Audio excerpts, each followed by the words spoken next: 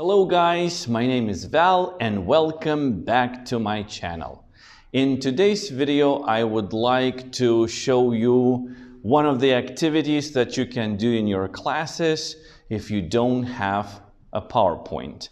For this activity, all you need to have is a piece of chalk, a blackboard, maybe a couple of magnets, and flashcards.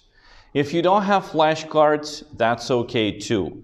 It's very easy to set it up.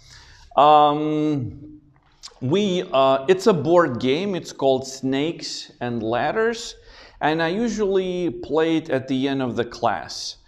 It takes between 15 to 20 minutes to complete it, and it's a great activity, or a game if you like, if you want to review something or if you want to recap your class. So let me show you how it works. I've already set it up for you to save time, but you can do it very quickly in class, or you can do it beforehand. What I usually do, I also display it on my PowerPoint, just so it saves me some time, from explaining it. And this is the basic setup that you have in your classroom. So you need to draw this on the board. We have 16 squares. And then you put your children into two teams. In my case, as you already know, I always divide them into boys and girls because it's just easier this way. In your classes, you can put them into 4 teams if you want. Then you would have different magnets on the board.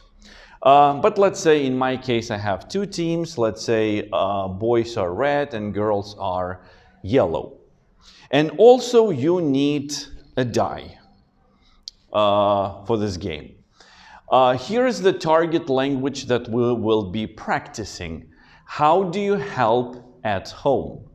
And you assign your target language to each dot on your die. So 1 would be set the table, 2 take out the trash, wash the dishes, make the bed, peel vegetables, and water the flowers.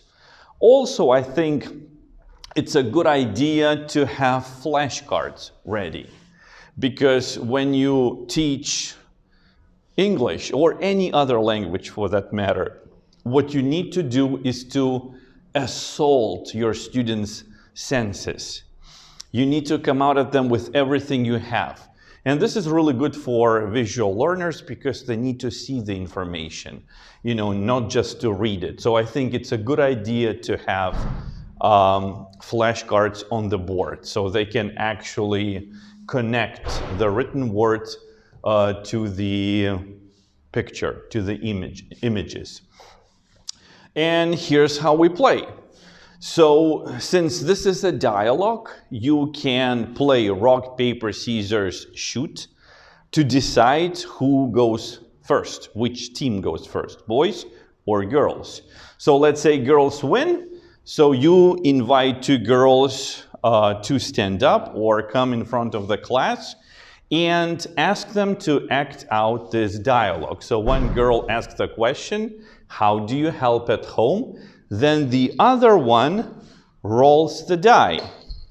And let's say she has 6. Then she needs to answer this question. I water the flowers. And then she gets to go. 1, 2, 3, 4, 5, 6.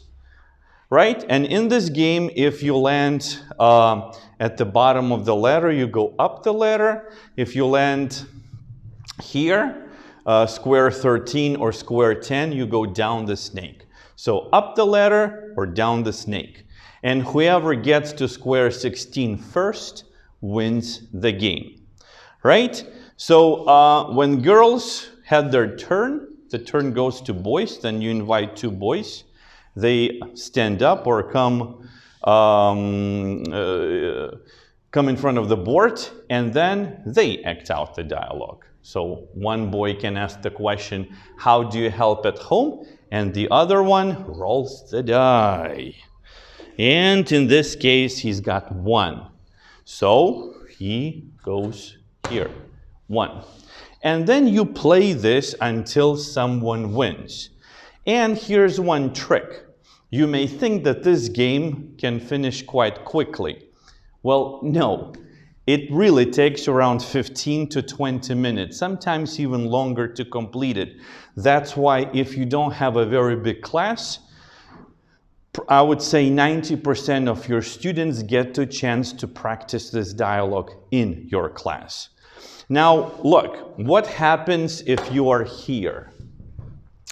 If one of the teams is here? So they need to roll exactly 1 to win. If they roll, for example, 3, this is what happens. 1, 2, 3, and you stop. Yeah, if you are here, for example, well, here, you need to roll exactly 2 to win the game. If you get, for example, 5, this is what you do. 1, 2, 3, 4, 5. This way. That's why it takes some time for them to get the exact number of dots. And I think it's a great activity if you need to practice dialogues. It's good for dialogues, and also you can adapt it to pretty much every level.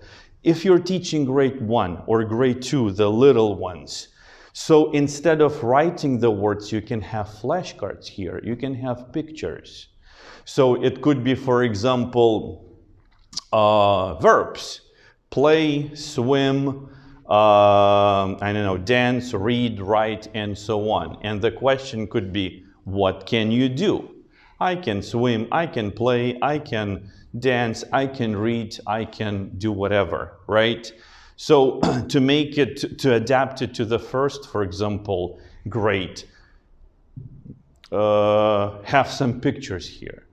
Or, for example, if you want to do it for higher grades, then make it more complicated, use more advanced language.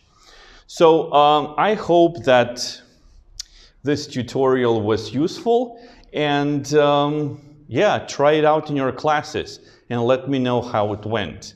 So, and as always, if you like what I'm doing, please subscribe to my channel, leave a like, and tell me what you think or how this class went in your school in the comments below. Thank you very much and happy teaching. Bye.